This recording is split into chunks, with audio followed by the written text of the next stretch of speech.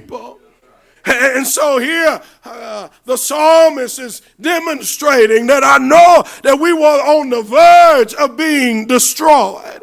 But God stepped in and intervened in our life. I don't know about you, but there's been many situations where God has stepped in my situation. And when he stepped in, he showed up and he showed out. Somebody gonna help me preach this thing. That there were times when my family couldn't do it. My friends weren't there. And I didn't have nowhere to turn. But God stepped in. He was on my side. And he helped me to deal with my situation. Twice in this text, the psalmist proclaimed, if it Lord who was on our side. That's an acknowledgement that if God wasn't there, the outcome would have been worse than what it is. If God wasn't there, that favor wouldn't have been cast upon me. If God wasn't there, the blessings wouldn't have come. I wouldn't have been able to make it through my valley situations. Somebody in this place can testify, if it had not been.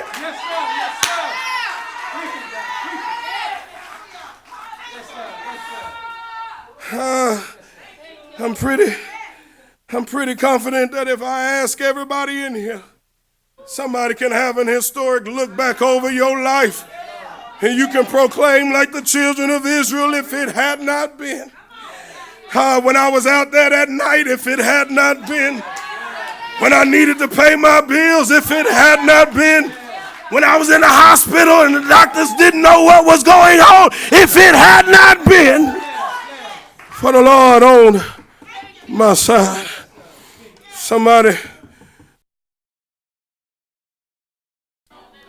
with just a scratch and a bruise, and they can testify, if it had not been the Lord on their side. Somebody had their backs against the wall with paying your bills, and somehow, some way, God showed up, and now you can testify, if it had not been for the Lord on my side. Somebody was in the wrong place at the wrong time, and you made the wrong decision, and you look back at what damage that decision could have done in your life, but you can shout right now, if it had not been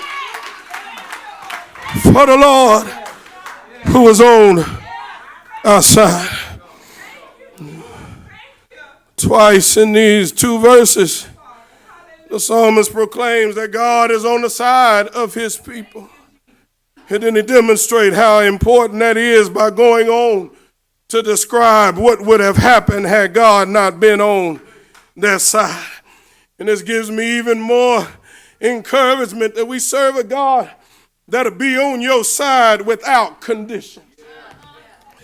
You understand, the children of Israel wasn't always doing the right thing as a nation. But even in their disobedience, God still showed up and still blessed them in their life. Somebody in here ought to lose your mind, because you know you hadn't always done the right thing by God. You know you hadn't always been where you are right now, and you know you turned your back on God sometimes. But the good news is that even though we turn our back on God, we serve a God who has never turned his back on us. Some of y'all gonna catch this on your way home, and you're gonna be riding down your car, and you're gonna say, if it had not been.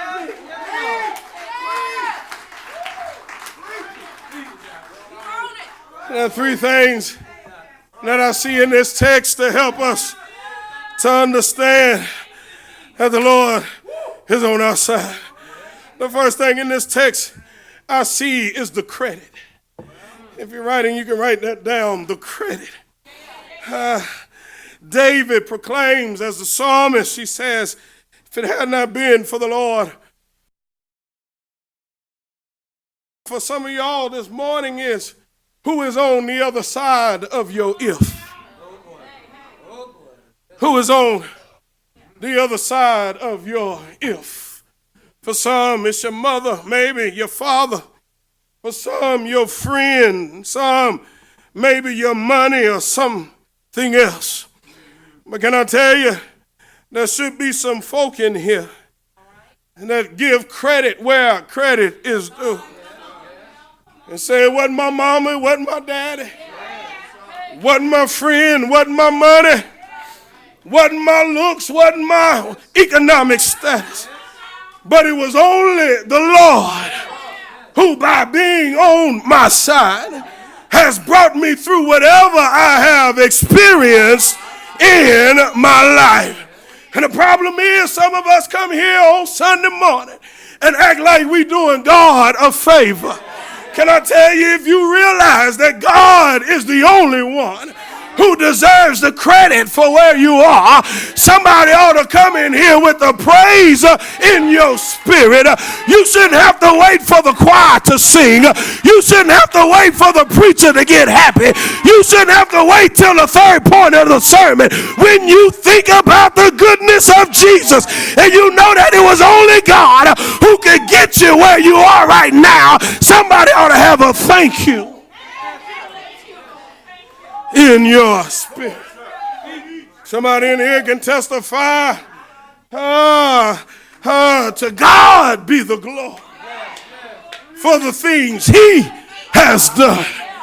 He didn't say to God be the glory for the things we have done. But I can give credit where credit is due. Can I tell you, Israel faced some powerful enemies that they could not handle on their own. The Babylonians had them in pressuring them and about to swallow them. But whatever their foes were, they could not handle their deliverance from their own situation.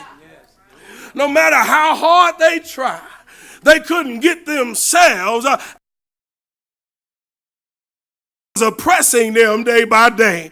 And just like Israel, sir, many of us in here who have enemies that we deal with.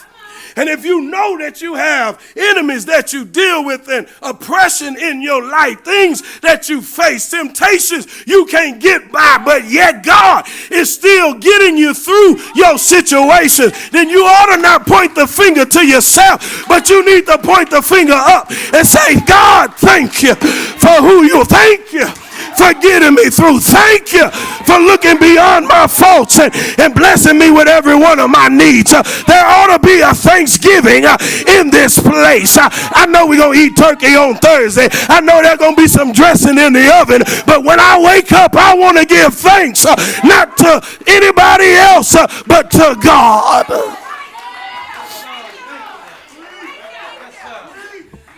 Can I tell you, it'll help your worship become more real.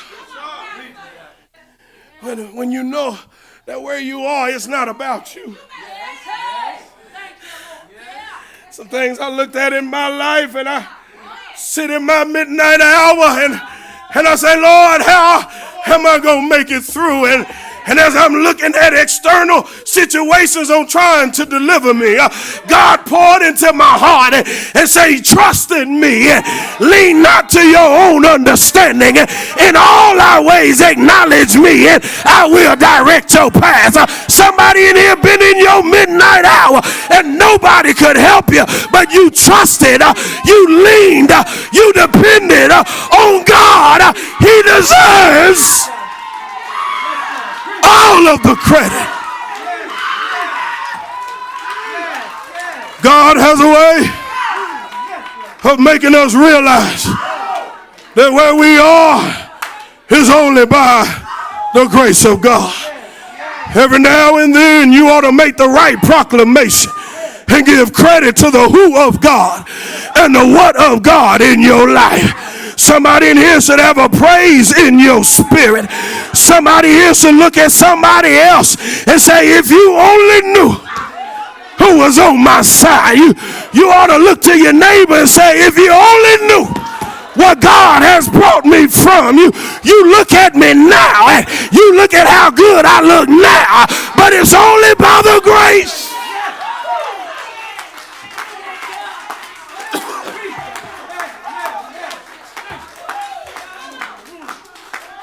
Not only